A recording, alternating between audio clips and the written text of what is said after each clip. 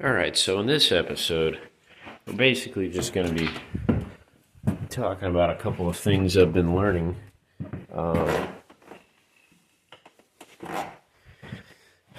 New things about the radiator. So,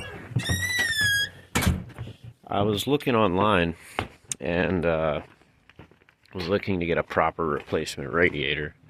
And one of the things I was finding was all the replacement radiators have transmission cooling lines in them.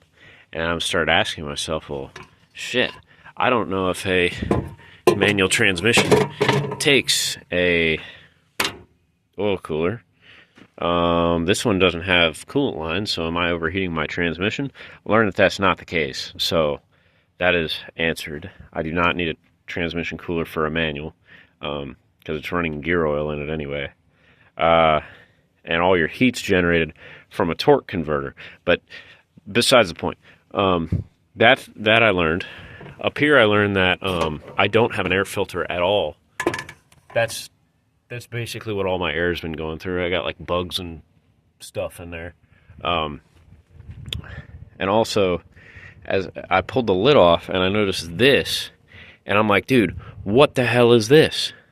Apparently, your air intake is basically restricted in this year of truck, and the purpose of it is Ford trying to quiet down your engine or something like that, but it ends up like taking a lot of the power away. People say it's like noticeably different if you cut this.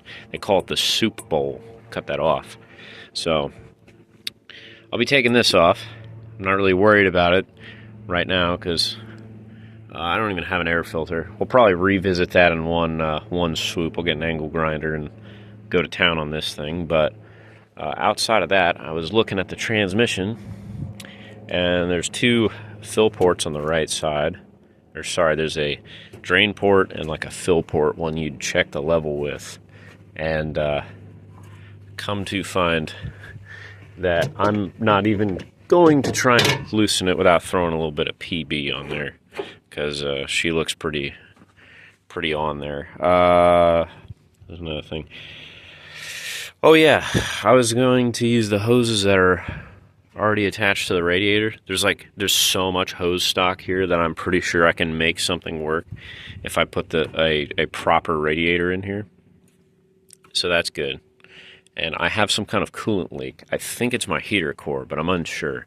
Every time I'm driving around, I'm smelling coolant, but get out and like, you know, there's nothing on the ground or anything like that, and there's still some in there, so I didn't lose it all on the highway or whatever.